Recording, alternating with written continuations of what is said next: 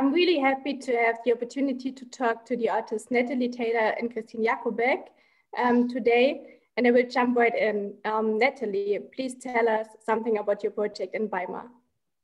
Yeah, sure. So this artwork, Foodbank for Pollinators, is an urban landscape art intervention in Weimar, and it's made with the very ordinary tools of gardening, the spade, the rake, and some seeds. It's simple technically, it responds to the place and the time, and it's specifically planted for pollinating insects.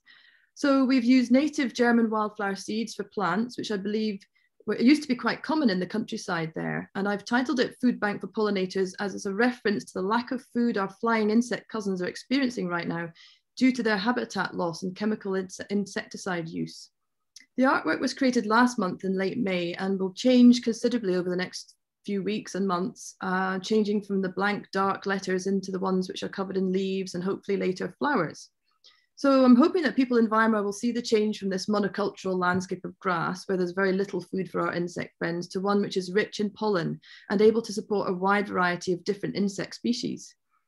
So this is of course just a tiny little piece of land in the city, but it is one which is quite central and often visited or driven past, as it's quite near to a big shopping centre in Weimar. So I'm hoping that it will really be seen by a large number of residents. And the message I've shown of REWILD is a provocation, or perhaps even a plea to the local people to start rewilding their own gardens and to ask local park managers to rewild the pathways, the verges, or the borders and help support the local insect populations. The piece was partly in response to a report I read from 2017 made in Germany from Krefeld, and it was an entomological society from Krefeld, which studied over 27 years the numbers of insects in some conservation areas around Germany, and they found that 75% of those insect populations had dropped. So there was 75% less insects than there had been 27 years before that.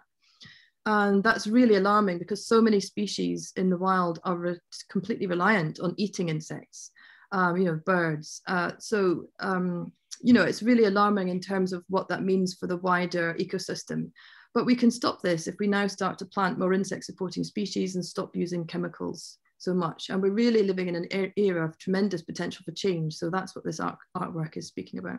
And in terms of the kind of social aspect of the work, I'm really hoping that it will galvanize people and sort of start a conversation locally in Weimar and perhaps also on the wider, on the internet and so forth, about what is rewilding and what does it mean to somebody, why would you rewild an urban landscape and how can that be done?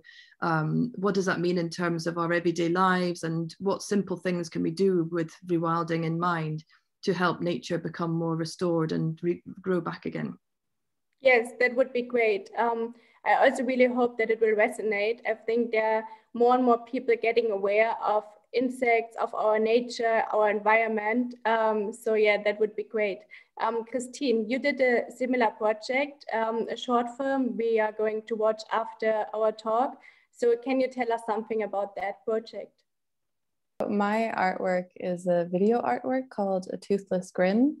And as a video artwork, it exists purely online. And the title, A Toothless Grin, is kind of referencing this idea of a void or this feeling of emptiness that I see kind of increasingly existing in everyday life. And I personally see that also due to our detachment or growing detachment from nature. So I think my artistic approach in this video is also an idea of rewilding, but in a very different way. So whereas Natalie's work is in a way feels almost participatory or very real life, working with actual dirt and actual grass and actual animals and actual nature.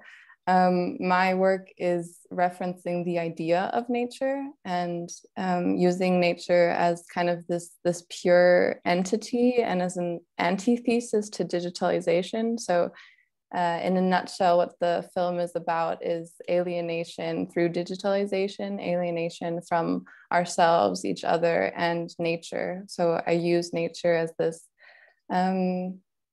this special antithesis to digitalization, this pure place that can kind of almost heal us and bring people back to a more real life interaction with the everyday. So in that way, I do think that it's quite it's different, but it's also in a way very similar, I think, to Natalie's work, because it has kind of also an appeal or a prompt to the audience to say, like, can we reconnect with the natural world, and isn't that actually really important? Yeah. So you are two female artists who are treating a similar subject, but in a very different way, with a very different approach. Do you think that being part of different generations has something to do with it? Yeah, it does feel like we're from different generations in a sense. I was born in the 1970s, so like a period when there was still, you know, huge amount of wildlife around. You know, you would drive from Edinburgh to London and you would have to stop several times in the car to wipe the windscreen, so all the splattered insects would be off, and my dad would get out the, you know, the sponge, and he would be like bringing water and making sure that you could see, because it was like literally wiped over the windscreen. So, and you know, you would have hedgehogs in the garden. It was quite normal, whereas like I haven't seen a hedgehog for decades now. You know, it's really quite a rare species to see here in the UK. So I feel like that's probably quite a big generational divide in terms of what kind of animals and how many species young people these days are exposed to. So I guess I came from a like really lucky kind of period, in the sense that I grew up, you know, every summer I spent barefoot wandering around by the rivers and just experiencing sort of the wild nature, you know, like in everyday life for most of my summer holidays. So I'm really kind of fortunate, and I really hope that younger generations still have the chance to really interact with nature in that sense. Yeah, I also think that's bringing it to a good point, that our approaches are, I think, generationally different because we have different experiences. My generational view that I brought into the video artwork is showing things as representations, and how that becomes increasingly abstracted, and how there's, I think, this also lost even perception for understanding that this is only a representation.